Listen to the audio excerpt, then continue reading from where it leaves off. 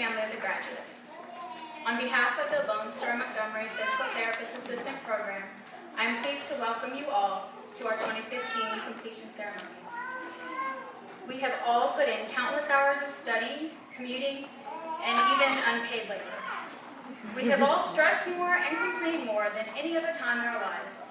Above all else, we've had to put our families and friends on the back burner, putting the program before anything else. The last 21 months have been incredibly difficult, but also very rewarding.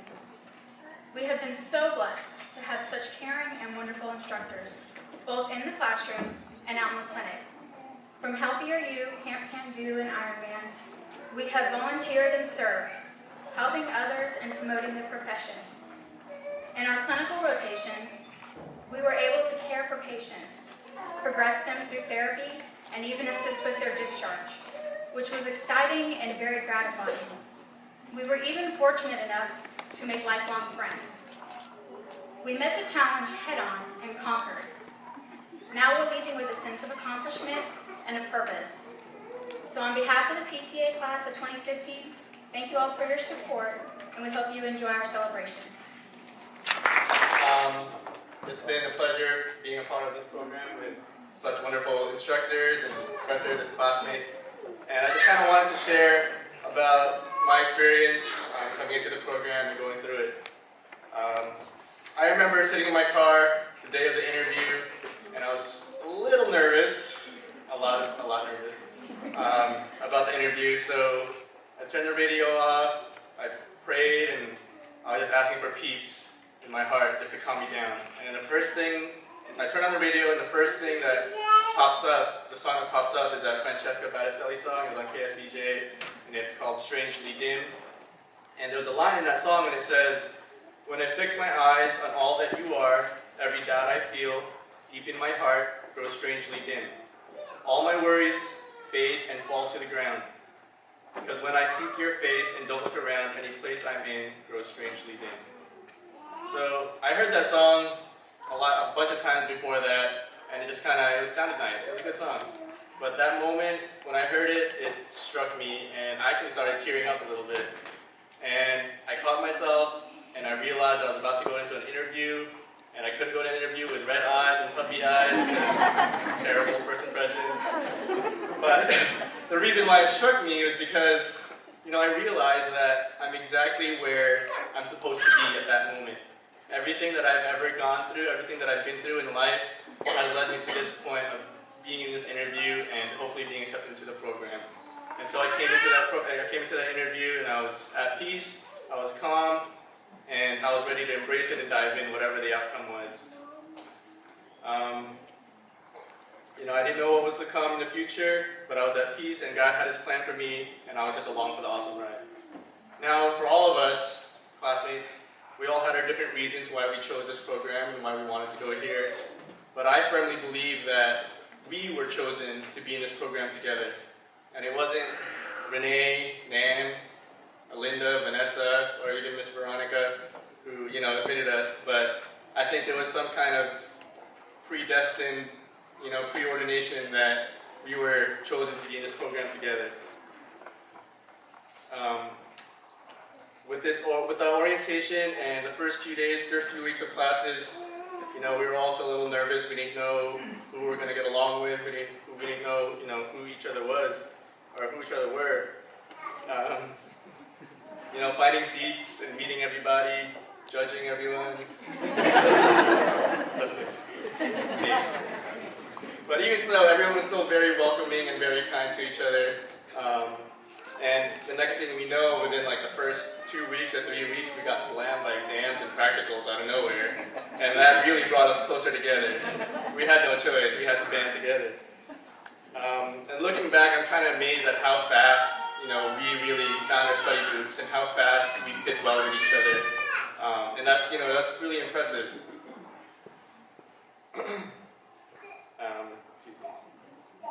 So again, the encouragement for each other was off the charts. And in my mind, and I'm sure a lot of you agree, that we started considering ourselves, a small SPTA family.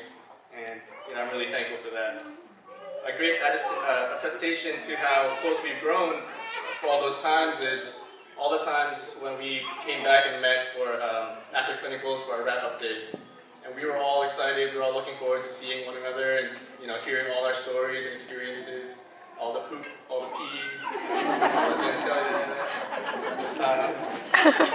It was fun. It was that we didn't experience it, but somebody else did. So, but it was great looking forward to seeing everybody again. And can you imagine showing up to class every day and dreading coming to class because the people were terrible? For 2 years doing that. That's crazy tough. So I think that we're all lucky to be able to have each other and look forward to spending time with each other. To tell you the truth, one of the reasons why I'm so thankful and appreciative of my classmates here is because I moved here from New Jersey almost about 5 years ago. And it's been tough because all my family and friends are all back home. And when I started this program and I made some amazing friends, like Amy said earlier, these are really lifelong friendships that we created here. And being able to send a random text or a call or a Facebook post or whatever, we know that everyone's always going to be there for each other. Everyone's, now that we'll be making money, we can all meet up and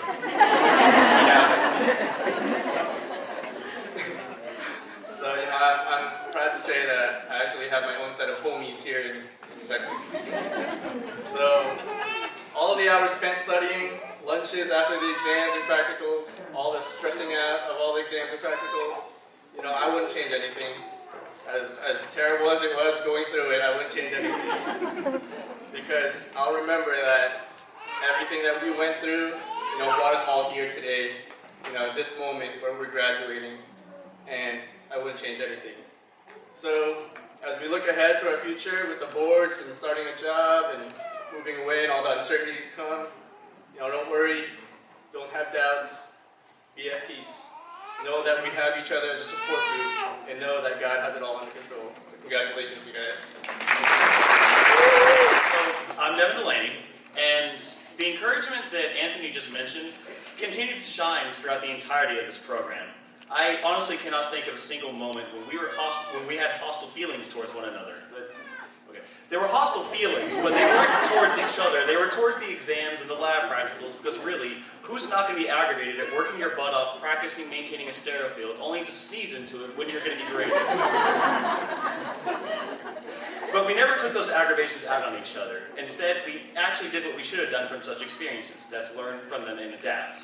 In fact, adaptation is a big characteristic that I got out of this program, because I had started semester 1 using the same study habits that had gotten me through undergrad and being able to get through classes like our first course in anatomy and physiology. And so I figured if I continue with those habits, I'd be able to achieve the same kind of A's. So I would walk into class with mountains and mountains of flashcards and these gigantic plastic containers and just right on the table. But it didn't actually work out well for me because it was an insane amount of information to try and to shove on these little flashcards. In fact, I think it was the second lecture that we had with Vanessa's neuro class in the second semester that a PowerPoint slide came up, and the wall of text was just so staggering. I just dropped my Sharpie and like, no, I can't. This is done. And so from there, I had to meet up with a few classmates who had similar styles of thinking as me, and used their abilities to try and help me adapt my studying towards a more clinical approach. And honestly, I have to take that moment to thank Amy and Todd and Anthony and Jared for helping me get there, because by finding that style, I was able to make it. And everyone here actually have learned to adapt to their own in order to make it through this program. Well, everyone except Jose. You see, if you saw from the pictures in the slideshow, Jose's the one that was constantly asleep. And he's always asleep during our group sessions, and yet he still made excellent grades. And none of us can bother to ask him what that study secret is, because he'll just say he ate the pages out of the Assault report. And then he'd go around and high-five everyone. But for the rest of us mortals, we actually made it. And we made it through. After countless hours of studying advanced physiology, neuro, pediatrics, data collection, we're here today and we get to celebrate that fact that we made it. We've been in school an incredibly long time and have endured some hardcore tests of not only knowledge, but our character as well. We pushed through these barriers together, and there were a lot of barriers. constant skill checks of wound assessments, and muscle management tests, and range of motions, and what not to do if a patient tries to punch you. There was a particular subject we struggled with, we would just be more determined to push through. And Caesar would be there with a giant stack of color-coded notes printed and laminated on the fanciest poster paper you've seen in your life for everyone to have a copy.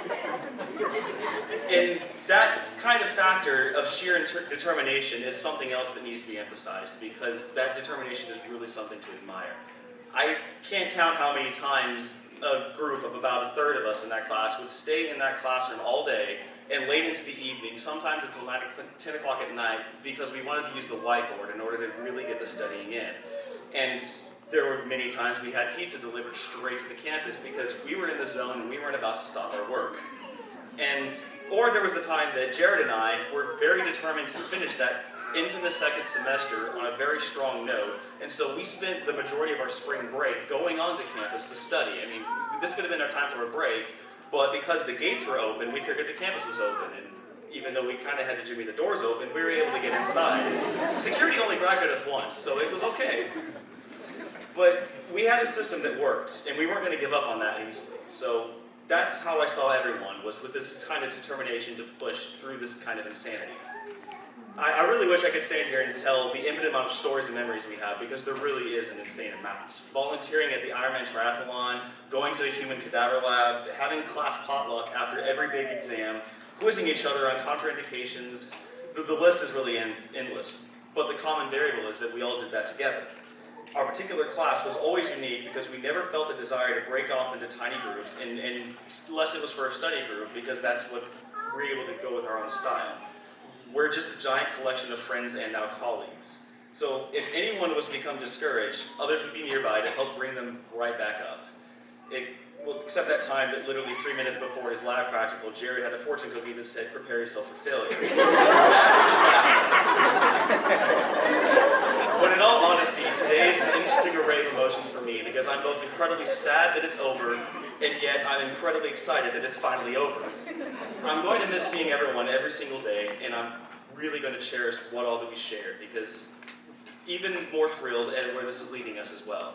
So Renee and Vanessa and Nan and Linda, you've molded us into some pretty awesome clinicians, so thank you. I'd like to start by saying I'm very proud of myself for not tripping. I think they had bets going, and there's still time though. I'm Sarah Tidmore. I pride myself in being the weirdest person in our class. I think they agree. So before we get going, which I'm sure many of you need bathroom breaks and such, we are almost done, I promise. I again want to thank everybody for being here. We couldn't have done it without you guys. At the end of the ceremony, we have food and refreshments, so I encourage you all to stay, take pictures, and get some snacks. I'm sure my sister Allison's dying of hunger. Okay, so I'm going to try not to cry, which is probably not going to work. We've all thanked our teachers already, but I'd like to again thank all of them, Nan, Linda, Renee, and Vanessa. I asked our classmates to each give me a word to describe all of you. And some of the words were nurturing, encouraging, monumental, inspiring, brilliant, enlightening, dedicated, caring, and awesome. So from our class to all of you, we've gotten something together that we want to show our appreciation for. Amy and Alistair are going to get those for you. So real quick, a big hand of applause again for our teachers. Okay,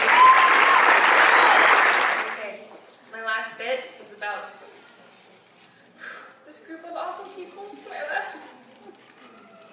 So when I found out I was going to be the closing speaker, for weeks I was trying to think of exactly what I wanted to say, which could be about a million different things. But then I found this quote, and it pretty much sums it all up. The bond that links your true family is not one of blood, but of joy and respect in each other's lives. And that's it right there for you guys. I'm so proud of all of you. You've been such a big part in changing my life for the better. Told you I was going to cry. So, to class of 2015, we did it. We graduated.